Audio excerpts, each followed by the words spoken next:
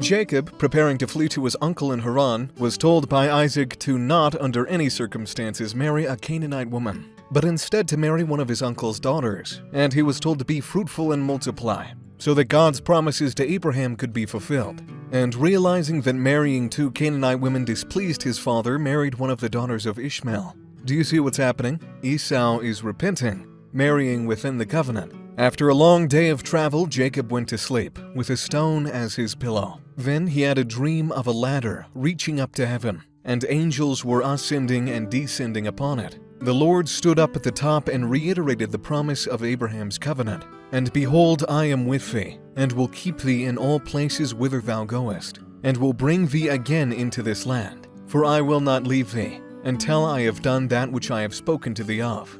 Jacob awoke, and was in awe of the Lord's presence on this hill in the middle of nowhere, and called it the house of God, the gate of heaven, Beth-el. He swore that the Lord would be his God and that he'd give back to God a tenth of all he was given. Jacob's ladder represents God's presence, a connection between heaven and earth. The same symbolic function as temples today, a house of God, where covenants are made. In John chapter 1, when Philip brings Nathanael to see Jesus, and Nathanael calls him the Son of God, the King of Israel, because Jesus said he saw him under a fig tree, Jesus says to him, Because I said unto thee, I saw thee under the fig tree, believest thou? Thou shalt see greater things than these. Verily, verily, I say unto you, hereafter ye shall see heaven open, and the angels of God ascending and descending upon the Son of Man.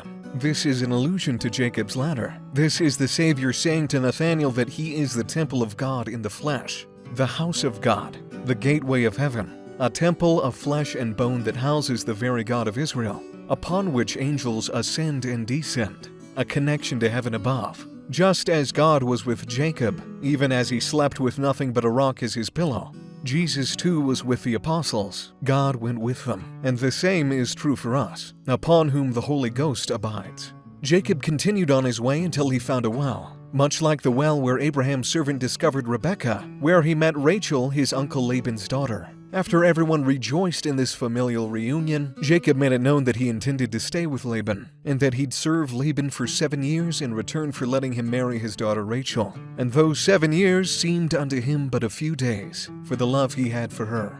After 7 years the time came. Jacob thought he had been wed to Rachel, but he found in the morning that Laban had pulled the old switcheroo. He wanted his oldest daughter to marry first, because tradition. But he did let Jacob marry Rachel in exchange for another 7 years of labor. Thus began the competition between Rachel and Leah. Jacob loved Rachel more than Leah, but Rachel was barren, unable to have children. But Leah could. The text says the Lord made Rachel barren and Leah fertile so that Leah could be loved more fully by Jacob. And thus came Reuben, meaning, the Lord looked upon me in my affliction. Simeon, because the Lord heard me. Levi, because I've been joined together with my husband. And Judah, I'll praise the Lord. But Rachel envied her sister, saying to Jacob, Give me children, or else I die.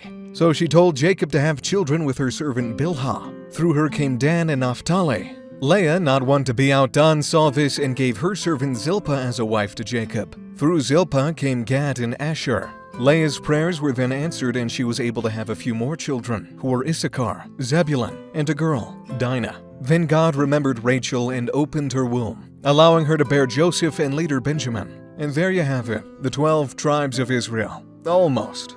During Jacob's years of service to Laban, Jacob asked for nothing in return except for the speckled and spotted sheep and goats among his flocks. Over time, through selective breeding, Jacob came to own most of the flock, and his portion was more healthy than Laban's portion. Jacob again lives up to his name of being a supplanter. Seeing that he and Laban weren't on very good terms after all this happened, Jacob left to return to Canaan. But not before Rachel stealing her father's household idols resulted in one last dramatic episode, which did result in Jacob and Laban separating on good terms. So Jacob and family were on their way to Canaan, and Jacob was worried that his brother Esau would still be angry. So he sent envoys of gifts ahead of him to try and pacify him before they met. But not reassured, Jacob had a wrestle with God the night before he would meet Esau.